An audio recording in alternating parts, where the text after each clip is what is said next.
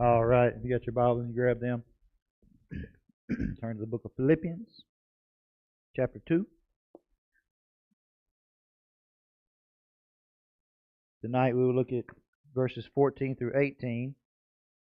Then next week we will close out chapter 2. And that will get us halfway there. I mean, it will in chapter-wise, but over halfway there in total number of verses. So next week we'll be halfway through the book. Philippians 2, 14 through 18.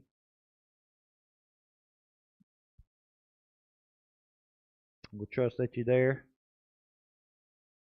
Starting at verse 14. So do everything without complaining or arguing, so you may become blameless and pure, children of God, without fault in a crooked and depraved generation, in which you shine like stars in the universe, as you hold out the word of life, in order that I may boast on the day of Christ, that I did not run or labor for nothing. But even if I am being poured out like a drink offering on the sacrifice and service coming from your faith, I am glad and rejoice with all of you. So you too should be glad and rejoice with me. When you take a cave tour, they take you deep below the earth's surface.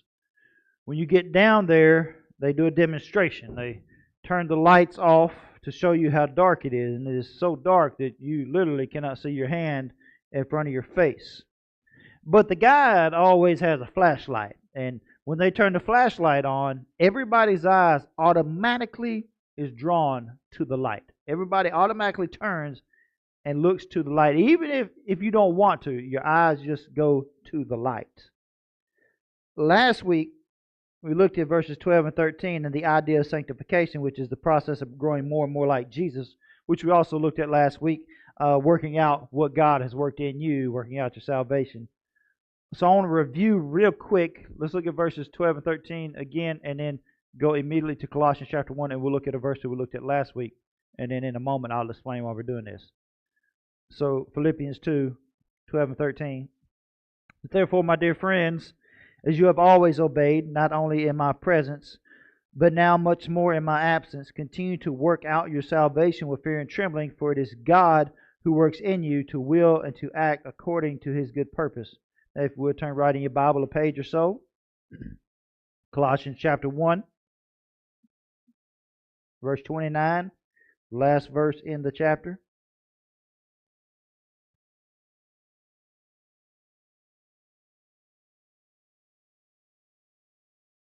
He says, to this end I labor, struggling with all his energy, not my energy, his energy, which so powerfully works in me.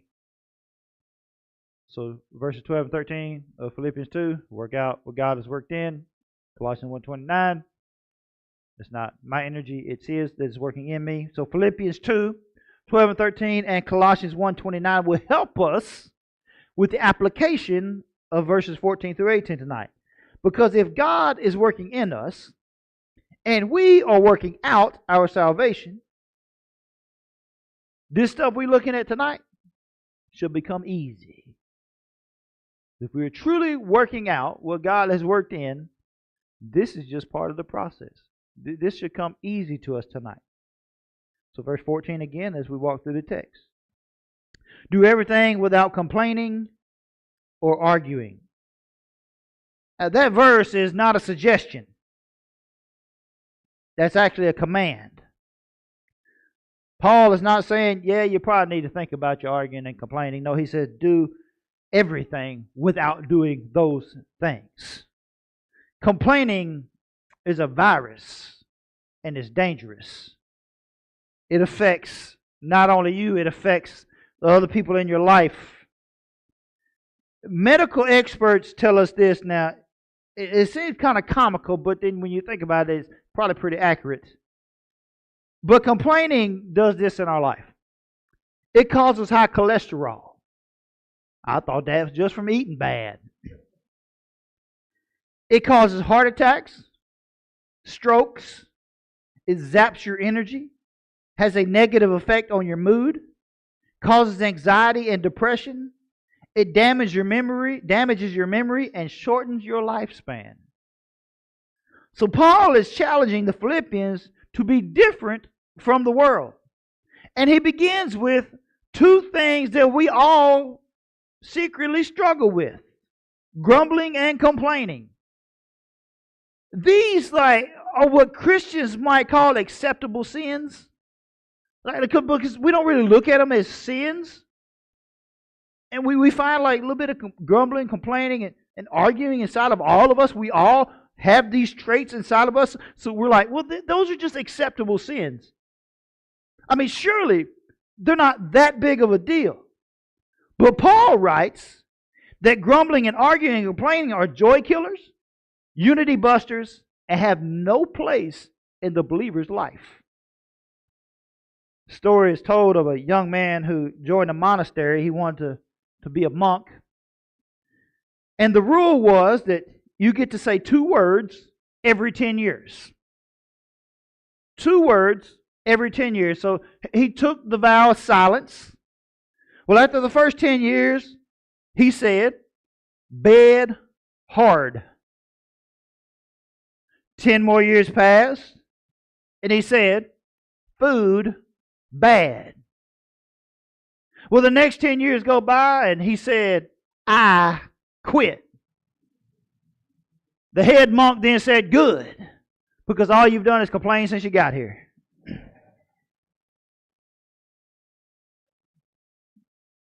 According to surveys, the most common things Americans complain about are these. Now, here's a pretty good list, so hang with me. Here's what we are guilty of complaining about: bad customer service, the weather, people that cut in line, traffic, our jobs, our boss, the toilet seat being left up. That's probably just a select few. Mondays. I know some of you ain't going to know who this is, but some of you will. Nickelback. The government, slow internet, barking dogs, loud neighbors, the price of gas, slow drivers, kids these days, people who are late, and people who are on their phones not paying attention. I'm sure we've all been guilty of some of that. But it's also been said that there are 4 types of complainers. The first one is this: the whiner. This is the one who says it's just not fair all the time. And then there's the martyr. This is the one who says, well, no one appreciates me. Then there's the cynic, who says nothing ever goes right for me. And then there's the perfectionist, who says, is this the best that it can be? Paul writes to do everything or all things, however it's worded in your Bible, without complaining. All things or everything, you know what that covers? Everything. It covers all things in our life. That covers our homes, our jobs, our churches, our schools, at the gym, at the grocery store, wherever you may be, whatever you may be doing. That is how we are to be. Paul said, don't do these things. And that's just the first word. Then Paul uses the word arguing. Some translations say disputing, which means quarreling, fighting, strife, or picking fights. Some commentary writers believe that as Paul is writing this verse, that he is thinking about the Israelites who grumbled and complained in the desert. Moses led them out of Egypt, out of slavery. Why? Because they was grumbling and complaining against the Egyptians. So Moses leads them out. They saw the goodness of God in their life. They saw God do miracle after miracle after miracle. But what was they punished for? Constantly grumbling. It should have taken them about 2 weeks to get to the promised land. But every time they complained, God gave them another lap around. So they went 40 years, and you know the story. That entire generation that grumbled and complained, except for Caleb and Joshua, died in the desert because of their sin. And what was their sin? Grumbling and complaining. God made it clear to Moses that they wasn't just grumbling against Moses, they was grumbling against God himself. So I'm telling you tonight that grumbling, complaining, arguing is a serious sin. Paul told a young Timothy in 1 Timothy 2:8, therefore I want men everywhere to pray, lifting up holy hands. Now that sounds great, but he also added stuff to it. He says, without anger or disputing. Paul told Titus in Titus 3:9-11, but avoid foolish controversies and genealogies and arguments and quarrels about the law, because these are unprofitable and useless. Warn a divisive person once, and then warn them a second time. After that, have nothing to do with them. You may be sure that such people are warped and sinful. They are self-condemned. So what is a divisive person? A divisive person is just somebody who stirs stuff up all the time. And Paul tells Titus, kick them out of the church. There's business meetings going on all over the world that the church should have been shut down, according to Titus 3. I've been in some nasty business meetings that some of you had. And if we was going by the biblical standard, the church probably would have been shut down. Grumbling and complaining is, at its very root, pride. We think that we deserve better, so we grumble and we complain. Churches should have a no complaining rule. Like if you want a church covenant, have a no complaining rule. And if you do have a complaint, and I've said this before, you better have a chapter and a verse to go along with your complaint. Because see, most people complain, but they don't bring a solution to fix what they're complaining about. And most complaints cannot be backed up. It's just a preference that you don't like. Complaining, grumbling, and arguing can destroy the unity of a church. And when the unity of a church is destroyed, you have completely missed out on the work of God in your life, on the joy of the Lord within the congregation. Buck Parsons said this, when you feel like complaining, start naming all the things you don't deserve, including the breath to be able to complain. So Paul commands us not to complain, not to argue, and then he tells us why. So he don't just say don't do it. He's going to tell us why not to do it. Verses 15 and 16. So that you may become blameless and pure, children of God, without fault in a crooked and depraved generation, in which you shine like stars in the universe, as you hold out the word of life, in order that I may boast on the day of Christ that I did not run or labor for nothing. So Paul's command to not complain, not argue, is followed up with 4 reasons why it's so important. And these 4 reasons are found just in verse 15.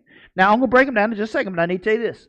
The world around us grumbles, fights, bickers, complains constantly. All you got to do is watch the news. But we should look and sound different than the lost world. We should not get engaged in that.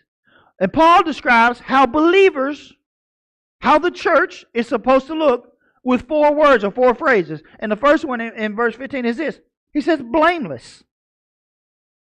So that you may be blameless. That's why you don't argue and complain and be belly aching all the time. So what is blameless? This means that there is no moral defect in you. This does not mean perfection. We got to be clear on that. You are not perfect. You will never be perfect. So it does not mean perfection. But to live blameless is to live your life carefully, so that those outside in the world cannot find fault in you. And one of the worst things in the world is for a Christian to look like a lost person. And then he says, so that you may become blameless and pure. Pure, this is to live life clean in a contaminated world. And this word pure describes metal, that after purification, after that process, there's no impurities in it at all. Or you could say, well, it's like water that has no contamination in it. All right, then there's another part. Children of God. This is our identity. This is who we are. And by not grumbling and complaining, we show that we are God's children. Now remember, everyone is a creation of God, but not everyone is a child of God. So how do you differentiate yourself? John 1, 12 through 13 says this, "Yet to all who received him, to those who believed in his name, he gave the right to become children of God. Children born not of natural descent, nor of human decision or a husband's will, but born of God." And then the last thing he says in verse 15, so he says, "So that you may become blameless and pure, children of God, look, without fault." This means above reproach. It's the idea that even if somebody tried to dig dirt up on you, they couldn't. This means that they could never legitimately criticize you. That's why that word above reproach, without fault, is a leadership quality. Paul tells Titus in Titus 1:7, he's telling me, you need some elders in your church. This is what he said. "For an overseer as God's steward must be above reproach," which means they can't dig up no dirt on you. If you would, go back to the Old Testament, to the book of Daniel. I want to show you something unique about Daniel that I think can go along with this tonight. The book of Daniel, chapter 6.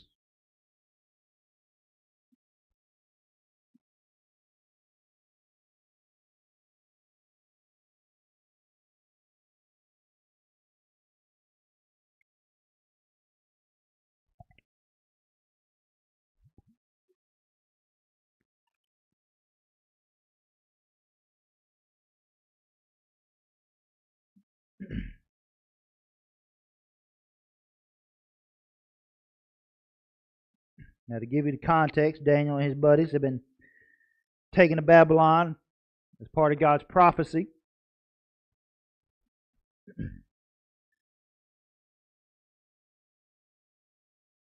Daniel has already been through some trials and buddies, and now he's excelled. God has his hand on this guy, and he has excelled kind of through some ranks. But what I'm going to show you again, I think can tie into especially that phrase, above reproach. Remember, above reproach is the idea that even if somebody tried to dig dirt up on you, they couldn't. So Daniel 6, 1 through 5. Now, we got to read part of this so you can understand what's going on, but the key verse is going to be 5. So starting in verse 1, Daniel 6, starting in verse 1. "It pleased Darius to appoint 120 satraps to rule throughout the kingdom, with 3 administrators over them, one of whom was Daniel. The satraps were made accountable to them so that the king might not suffer loss. Now Daniel so distinguished himself among the administrators and satraps by his exceptional qualities that the king planned to set him over the whole kingdom. At this, the administrators and the satraps tried to find grounds for charges against Daniel in his conduct of government affairs. Look, but they were unable to do so. And we ain't even made to verse 5 yet.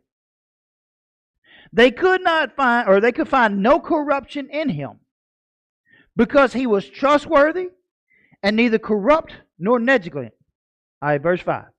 Finally, these men said, "We will never find any basis for charges against this man, Daniel, unless it has something to do with the law of God." Now, I'll explain that in just a minute, but I want to say that again. Finally, these men said, "We will never find any basis for charges against this man." Are you living your life above reproach to where even if somebody tried to find something on you, they would have to reconvene and say, "We ain't got nothing"? You know the story. You know how they're going to bust Daniel? They catch him praying 3 times. So if you got busted for being a Christian, what could they really say? Like, if I'm going down because I love the Lord. Are you living your life above reproach? Daniel was so good, they couldn't find nothing on him. So what they did, they took their own law and twisted it to catch him in a trap, and they caught him praying to God. So what does this mean for us? We find ourselves living in this modern day Babylon. We live in this culture that is crooked and warped and depraved and perverse. Like the people out there call evil good and good evil. But that shouldn't surprise us, and here's why that shouldn't surprise us. Because lost people act like lost people. And lost people are going to do what lost people do. But if a lost person can dig up dirt on you, are you really better than the lost person? I'm not talking about what you did before you got saved. I'm talking about how you living after you saved. Are you above reproach? We, as children of God, are to live in such a way that lost people have to say to themselves about us that there is something different about you. When we live differently, when we don't live to the standards that they live at, Paul says in verse 15, we shine like stars. Look at it. So that you may become blameless and pure children of God without fault in a crooked and depraved generation in which you shine like stars in the universe. Now, if you've always wanted to be a superstar, now's your chance. You know how you want to be? You know how to be a superstar? I'm going to tell you how to be a superstar. Just be what you're supposed to be, and you will be a superstar. Paul said, you do those things. You live with those 4 qualities. You will be a star shining for everybody to see. Being blameless, pure, without fault, but not perfect and not weird, will lead you to standing out. You want to be a superstar? Just be what you're supposed to be. Why do they not shoot fireworks on the 4th of July until after dark? You see, there's a strategy behind that. And here's the strategy. Because the darker the night sky, the brighter the fireworks are. And the brighter the fireworks are, the more in awe we're going to be. And for us as believers, the darker the night, the brighter we should be shining. But we're too terrified to go into a dark world. You want to be a superstar? Be a shining star in a dark place. L.R. Knost, who is an author, this is what she said. Don't panic because I said she from a sermon. She said, do not be dismayed by the brokenness in all the world. All things break, and all things can be mended. Not with time, as they say, but with intention. So go love intentionally, extravagantly, and unconditionally. The broken world waits in darkness for the light that is in you. Jesus declared himself to be the light of the world in John 8:12. And because of our relationship with Christ, he also called us light of the world in Matthew 5:14. So we shine like stars, as Paul said in verse 15. And then in verse 16 he says, as we hold out the word of life. Some versions say hold firmly, some say hold fast. And when you're holding fast to something, you are giving concentrated attention to it. And the word of life is the word of God. So what are you truly holding in your life? J. Vernon McGee said, life and light are related. When we hold forth the word of life, we are lights in the world. Now, while it is true that our actions need to line up with what we say we believe and that our lives may be what other people can see, I get it.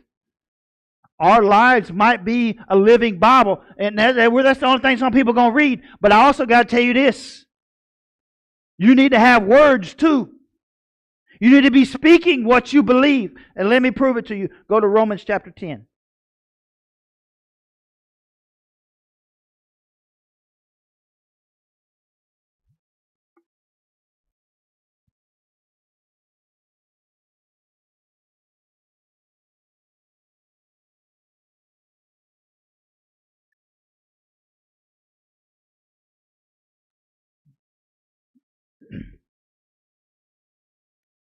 Romans 10, starting verse 14.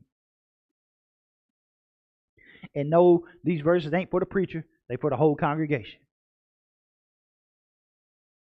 So Romans 10, starting at verse 14. How then can they call on the one whom they have not believed in?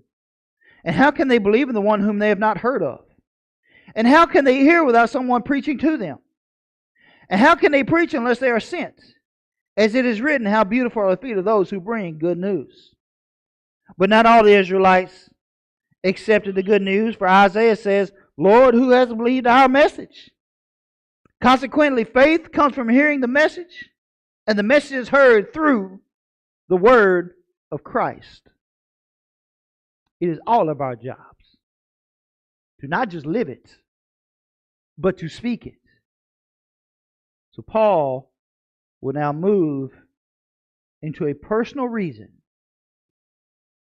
for the Philippian believers to hold out or hold fast the word of life. And he says in NIV, that I may boast on the day of Christ.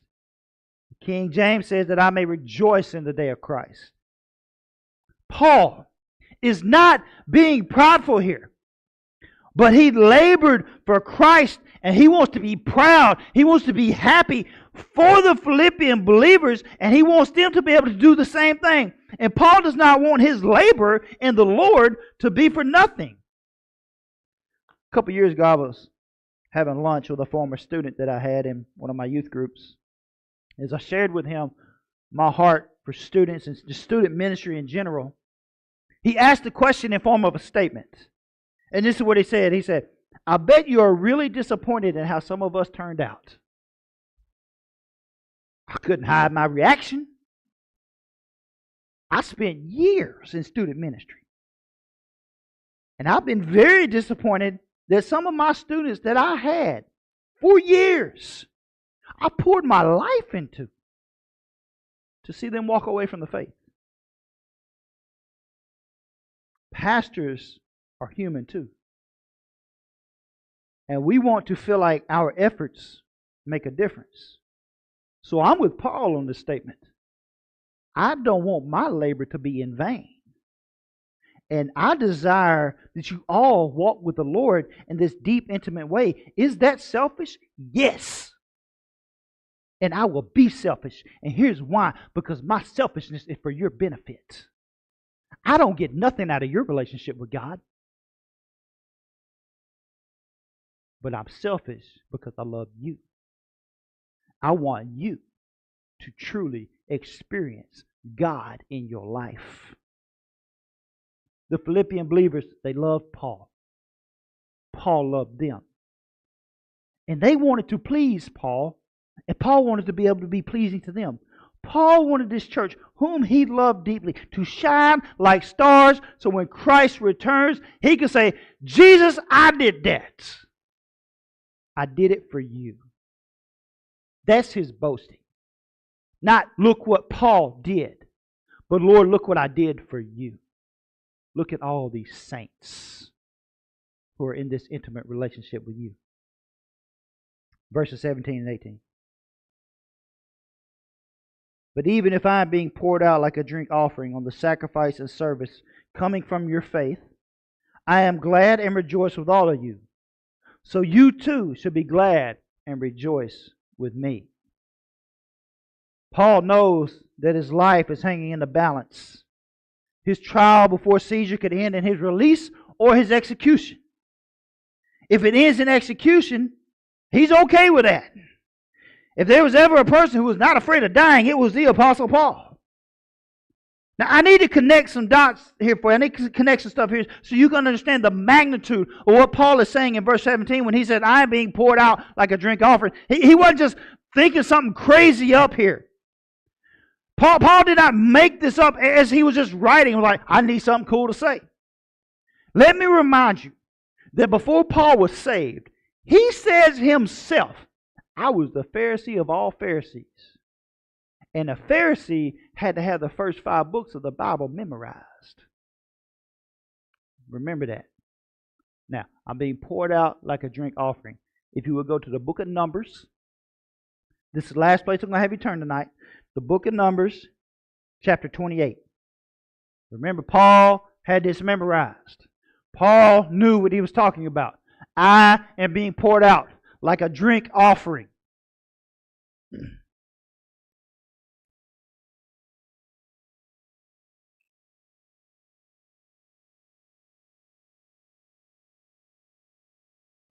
Numbers 28.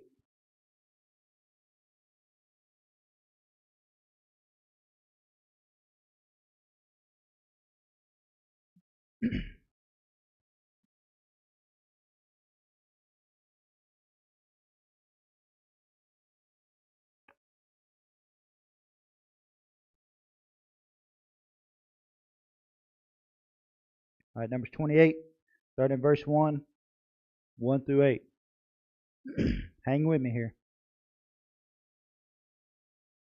The Lord said to Moses, give this command to the Israelites and say to them, see that you present to me at the appointed time the food for my offerings made by fire as an aroma pleasing to me.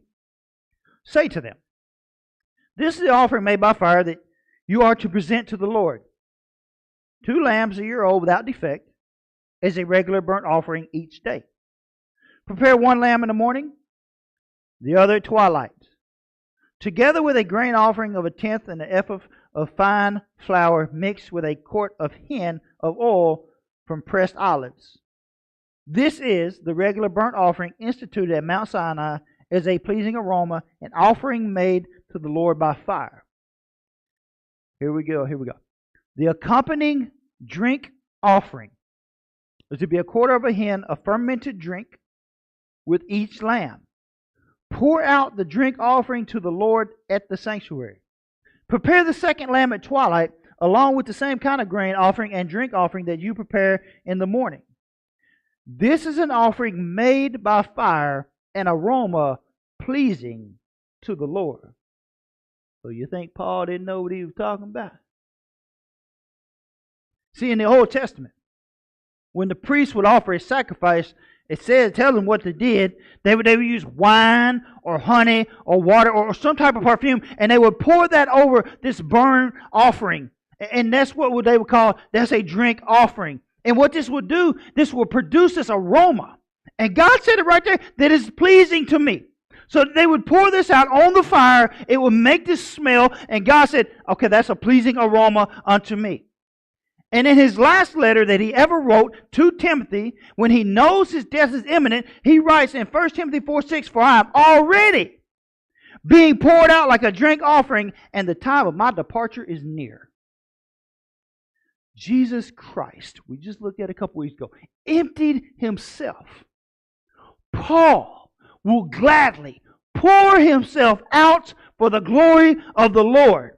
And Paul desires that by him offering his life as a service to the Lord, that his offering, he's pouring himself out, is this pleasing aroma to God. When your life comes close to an end,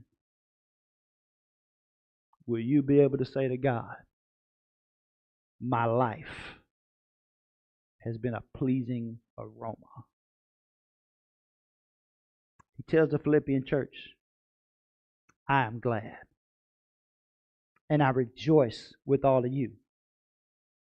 And then he wants the Philippians' response to also be that they are glad and rejoicing, as you see in verse 18. We start our time together tonight talking about light. Let me end with this analogy. You know, you being a shining star. I told you about the cave tours, how they do that. So let me end with this. There's been a war going on for years about which is better, Coke or Pepsi. Now, Coca-Cola has a goal, and they're pretty clear on their goal. You can see it. You can look it up. That every person on the earth will taste Coke. As of 2023, 97% of the world's population has heard of Coke. 72% have seen a Coke product. And they're estimating that at least 51% have actually physically tasted Coke. Now, Coca-Cola has been around for about 100 years. The gospel has been around for over 2,000 years.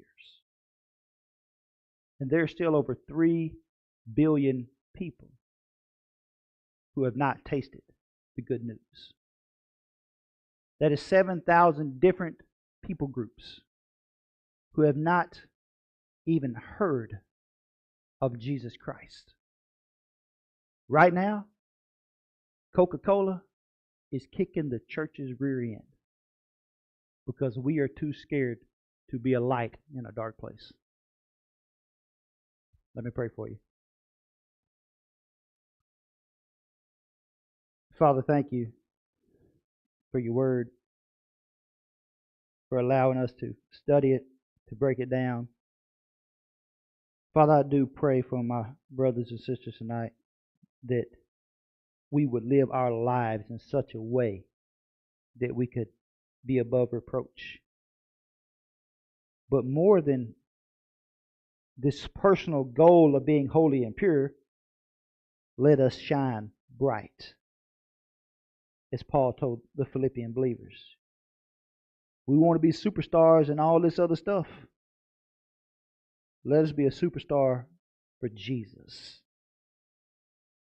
Father, be patient with us. Give us wisdom and understanding. And guide us and help us navigate through this thing we call life.